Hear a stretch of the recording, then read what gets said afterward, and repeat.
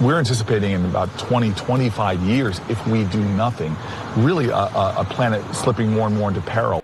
The world is going to end in 12 years if we don't address climate change. I'm worried that we're running out of time.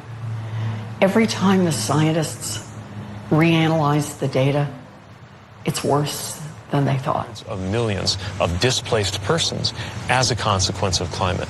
That kind of migration could be incredibly destabilizing and is absolutely a national security problem. Flooding, it's a common concern. Those floods, those fires, those hurricanes, it will impact all of us equally.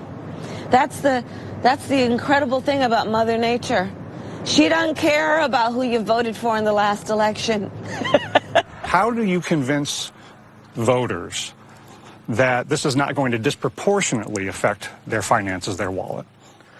That's a good question, and the answer is, what's the alternative? Peril, more famines and droughts, more instability, more migration crisis, right. And even more a possibility for terrorist organizations to whip people up, to recruit and do more within that instability and that chaos. Problem.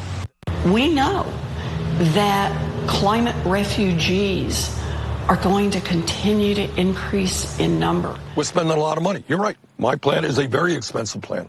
My plan will have a major impact on the economy. We think at the end of the day, it's going to create a whole lot of good-paying jobs. So here's a plan I've got. And that is, first, that we increase our investment in research and development tenfold. I'm not here to suggest that my plan is going to solve every problem. But my plan understands the severity of the crisis.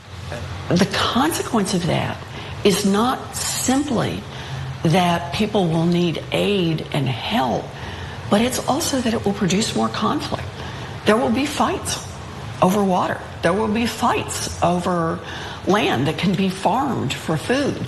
I propose that we quadruple our country's investment in things like renewable energy, energy storage, and carbon storage. If we quadrupled it to north of $20 billion, then it would be more in the neighborhood of some of the biggest projects our country's taken on, like the moon landing or the Manhattan Project. And this is certainly as urgent, as pressing as any of those things that we've taken on before. And so this is not just rejoining the Paris Climate Accords, which I will do right away.